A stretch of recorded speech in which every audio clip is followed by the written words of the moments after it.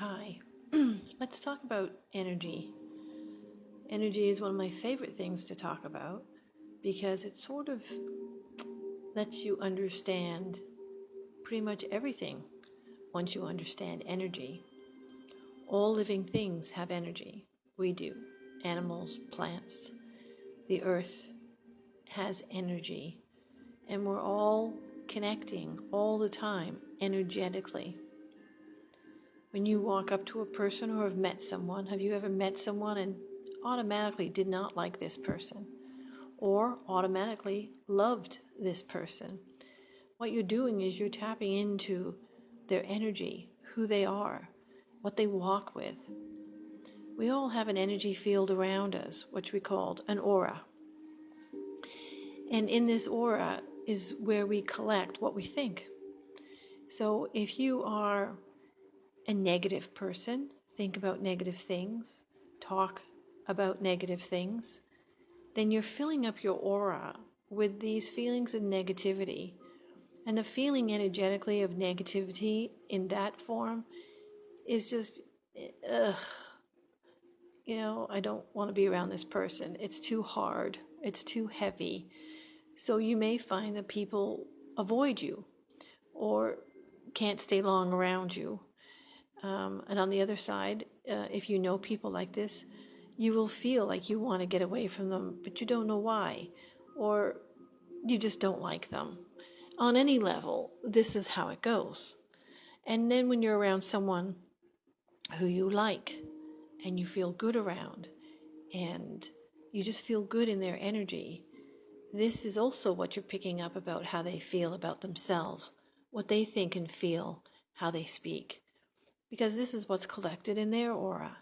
So we're always meeting each other energetically first. So you can have a visual. Have you ever been to a party or in a room and someone walks in and you don't even, your back is to the door and you compelled to turn around and see this person walk in the door? That's their energy preceding them. That's their energy coming in and you feel it. And so you need to turn around and look. And on the other side, the next day someone may say, did you see Mary? No, where's Mary? Well, she was at the party. She was sitting right there. Well, where was she? Well, she was sitting in the corner. So again, you can become invisible. You can become non-existent within yourself because you're into yourself. You're afraid or you're worried or you're insecure. So you'll pull your energy in. And this is how people don't see you, or in a larger aspect is, you can get bullied because you're not sure and steadfast about yourself. So in that case, that needs to be built up. And this gets built up by how you think and how you talk to yourself. You don't listen to other people, because here's what I found. When other people have opinions or advice, it is always filtered through their life experiences, whether it be their fearful living or their courageous living. It doesn't matter. They will give you advice filtered through that pipe, which is their life experience. So if I said, hey, I want to travel and backpack around the world, and then someone says, oh my God, you don't want to do that? What happens? You know what? This world is so unsafe, and what if something happens to you? And if I take that in, that could change my whole direction. It could stop me from going. And you know what? It has in my past. I have listened to people's fears, and it has stopped me from living the life that I would like to live in that moment. So you have to understand, it's not true. It's true for them. It doesn't mean you're going to have the same experience. If we were all going to have the same experience, we would all be mugged, or we'd all be dead, or we'd all be, that's a silly concept to think that I'm going to have the same experience that you had. It just isn't the way it is. So energy is how we connect. So we need to be strong enough not to go around asking for advice. If you want to do something, do it. If you want to go somewhere, go. But if you're going to tell people, then you better be strong enough to be able to not take in their fears, if it is a fear, to stop you from going, because it will be their fear of how they would feel if they went. And of course they wouldn't go because they would be afraid. So this is how we interact.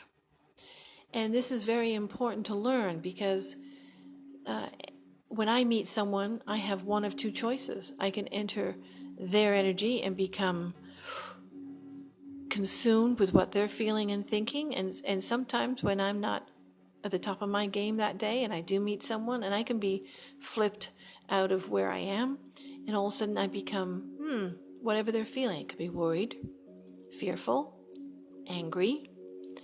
Because if we walk into their energy, we click into whatever they're feeling.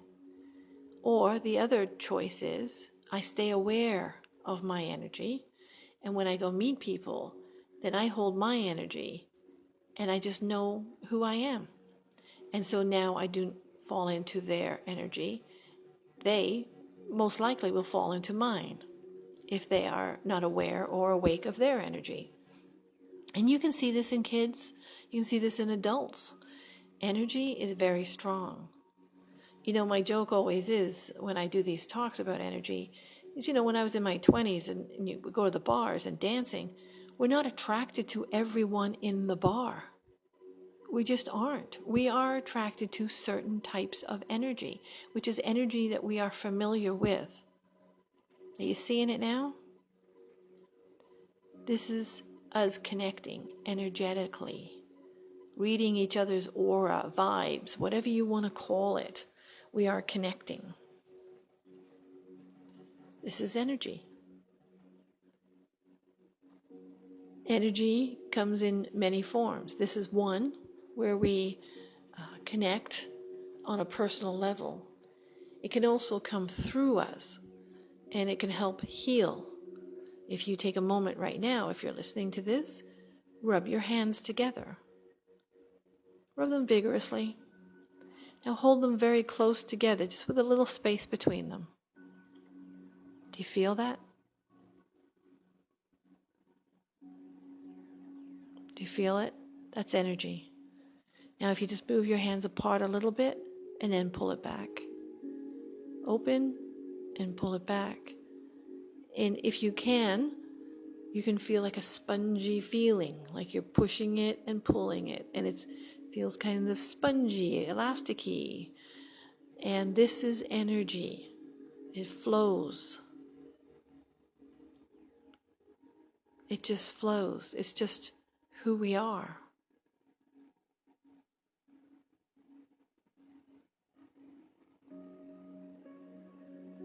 This kind of energy can be brought through us and used for healing.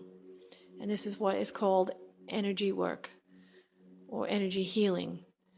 And by doing this on another person, it is now just smoothing out and moving the flow back into someone's body. So it allows any blocks that is there to open up and allow the body to have a natural rhythm to heal itself. The energy that comes through is a healing energy. And so when this comes through, it knows what to do. And your energy field, your energy, your healing inner healer knows what to do, and it connects. And they go to work.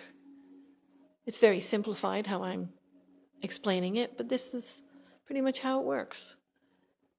And you will take exactly as much healing as you need or want or can accept. Remember, healing is also every level. To heal the physical, we must also heal the emotional and the spiritual. But it is possible.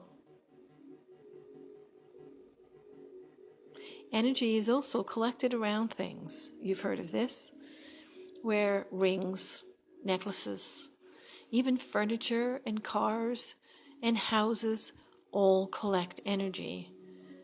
It's almost like an imprint of whoever wore it.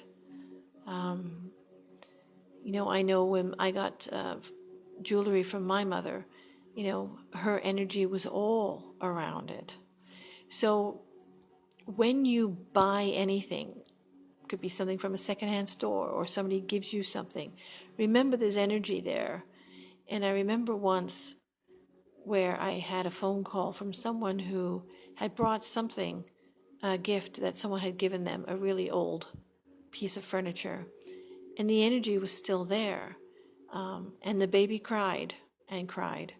When they removed the furniture, this piece of furniture, the baby stopped.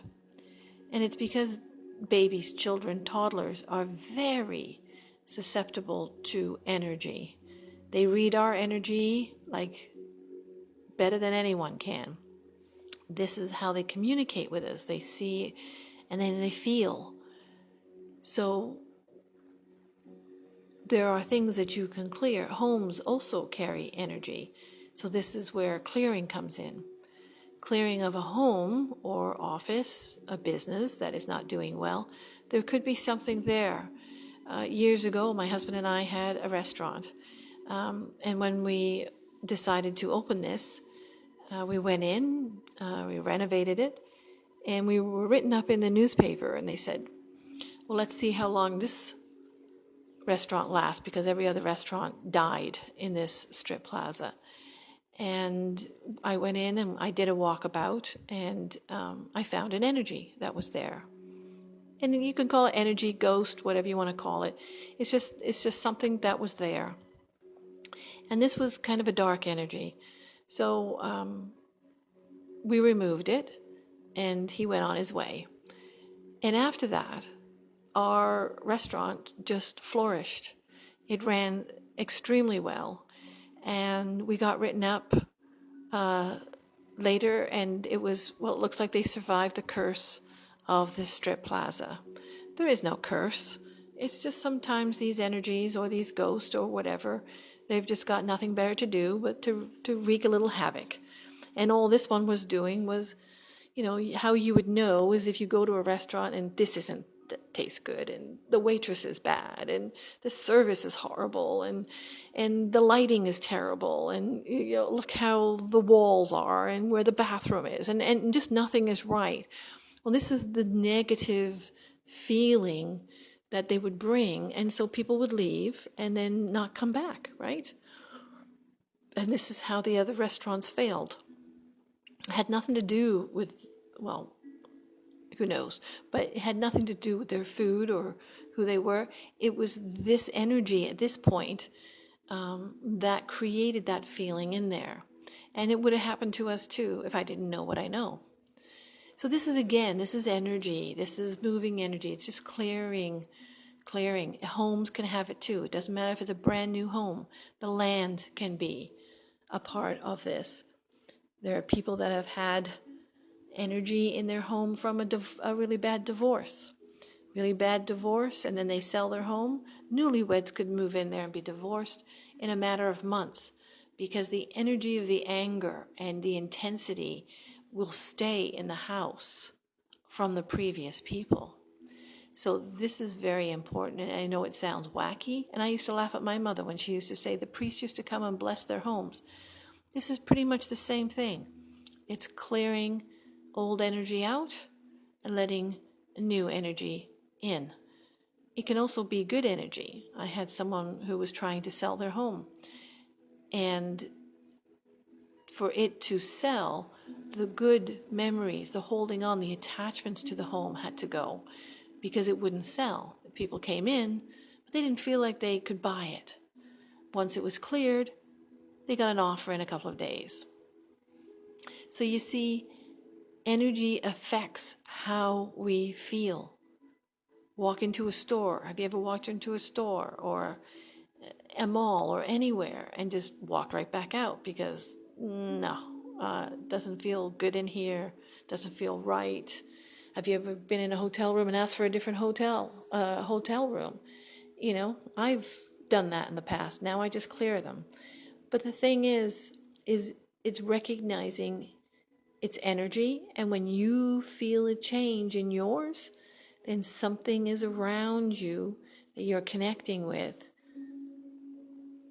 You understanding? You're staying with me? This is energy, and this is everywhere, and this is how I explain it to people so that they can move through life a little lighter, Most of what we feel that we think is us is not even us. When I walk through a mall, by the time I get to the other end of the mall, I am exhausted, I have a headache, and I feel a pulling on my spine because of how much energy is in these places.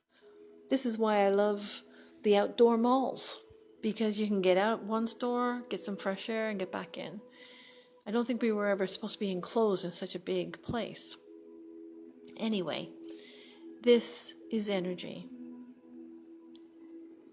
And you can recognize this when you are around people now and you felt great, and now you don't. Know that it's not you. Trust it. Just say, this is not me. And you will feel it go away. Because how I explain this is like the burglar metaphor. If a burglar is trying to get into your home and you catch him, he runs away. If you don't, he comes in and he steals everything. So this is like energy. If you do not notice this coming in, it will steal your peace of mind, your joy, those beautiful feelings that you had a moment ago. It can take that away because you haven't noticed that you changed when you walked into this room or met with this person. You can change that by being aware. It's called being mindful awareness of who you are and what you feel like. And when you enter a room or somebody else's space, then you understand that this is not me. That's all you have to say for it to leave. It's acknowledging, I see this. This is not me. And it will move away. But I say 80-20 rule, 80% of what we feel is not us. We're constantly around people. We're constantly in shops and coffee shops and everywhere, at work. And this is where we get bombarded with energy if we don't pay attention to ourselves. And this takes a lot, because I know this was the hardest part for me in this journey, was to not pay attention to other people and what they are walking with and I don't mean that in a bad way, what they're dealing with, what their chaos is, what their drama is. It's got nothing to do with me. And once I stopped having anything to do with it, or being offended, or being angry, I got happy. Because we don't need to have our nose in other people's business all the time. We don't need to know what they're doing. We don't need to have an opinion, and we don't need to be offended. And this is how you find your happy. This is how you find your calm. You love, share love, treat people with respect. But you don't have to join in on their chaos. You don't have to join them in their darkness. You can never be or help anyone when you join them in those places. At some point, we have to be the light at the end of the tunnel. If we're all in the tunnel, who the hell is going to get us out? Somebody has to be strong enough and aware enough to stand at the end and hold the candle, so that everyone else, when they're ready, can find their way out. That's all we can do. To join them means we're in there too. And that makes no sense. This life, I believe, is about living. It's about creating who we are, finding out who we are. That does not involve everyone else. And as we find out who we are, and we find our love and our creativity and our peace of mind and our joyfulness, our children, our partners, our family members, it's that pebble in the pond. I never really got that, but I do now. The pebble in the pond, it touches everybody. Every time I move, I realize I feel happy. I stop doing something negative. It affects everyone I know. It's the pebble in the pond.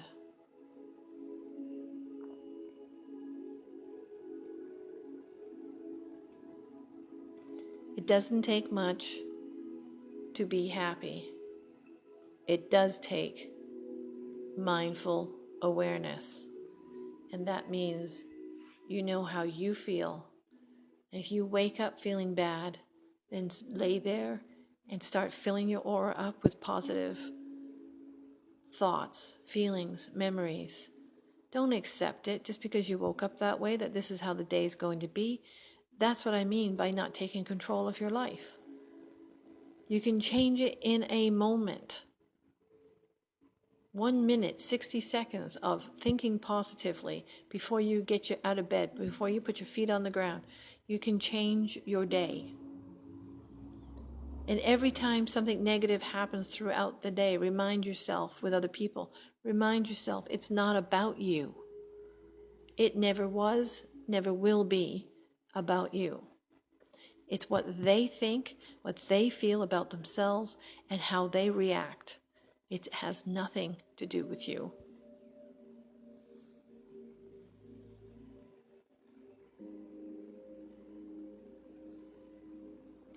People get angry because of fear. And when we have this anger, we want to unload it. We have to find somewhere to dump it. So this is why it's not consciously. We're not walking around thinking, oh, I'm going to go to her and I'm going to scream at her. I'm going to let it out on him. It's not a conscious. It just feels so awful and so contaminated within us. We just need to get rid of it. So the first time somebody speaks to us, and because we're angry, we will never hear what they're really, really saying or how they're saying it. We will hear it angrily. And that gives us an excuse to retaliate.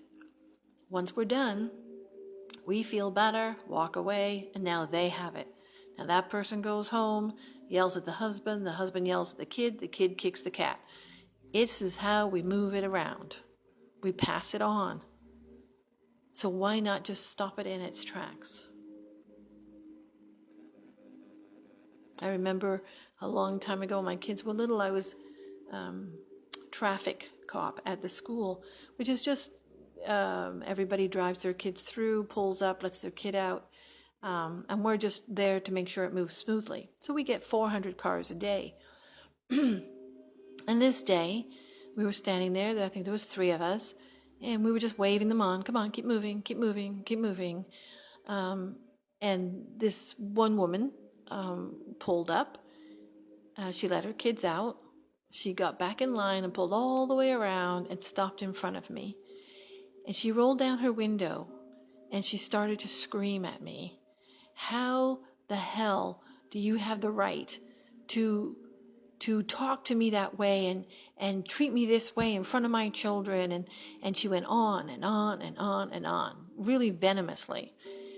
And I just stood there looking at her, and I was sort of in a daze at first because I wasn't sure what was happening. And then I realized, wow, you must have a horrible morning. Something's happened at home, something's happened with your kids, or something else is going on in your life.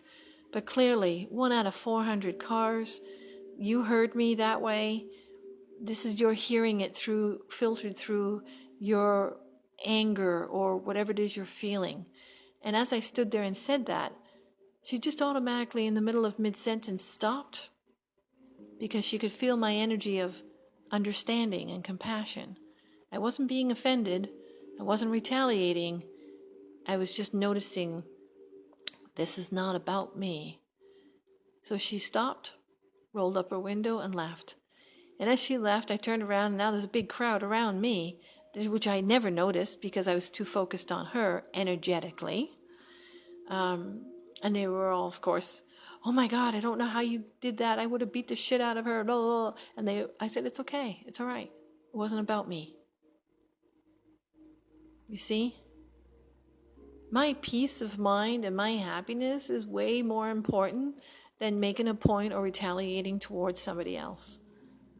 It's not that big of a deal, really. And really, all we have to do is understand that other people, we never know what people are walking with. Some can have the happiest, calmest face. Some can be angry. But you will never know, unless you ask, what they walked with in their life that made them and pulled them to where they are today. And I think that's one thing I think we all have to understand. Energy is just knowing your energy, knowing who you are. Focus on yourself. Don't point fingers and don't focus on other people and what they're doing. I think we all have enough of our own stuff that we don't need to be doing that. And you won't find happiness by blaming others. You'll find happiness in forgiveness. You won't find happiness in belittling and gossiping about others, but you will by uplifting others. Remember, energy, you can make it big and positive. And for those of you who have children who get bullied, or you get bullied, teach them, fill their aura up. Teach them how to think positively. Teach them how to be brave by taking them to do something that will stretch their limits and make them feel strong and powerful. It's filling their energy up with a powerhouse of who they really are. That they are bigger beyond words. But we must fill their aura up so that they feel full and powerful, and not in a bully way, in an inner personal way. Because when we have this and we're steadfast and we know who we are, no one questions us. No one comes after us. No one bullies us anymore.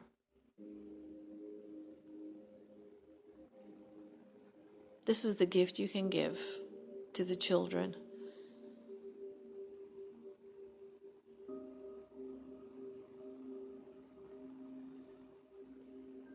This is energy. And I hope that you took something away from today.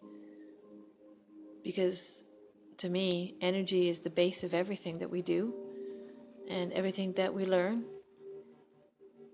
And just remember, and if you need to remember and you need to be uplifted, you can listen to this again. And please like my page on Facebook, Janet Fitzgerald, and the YouTube, which should be down here somewhere.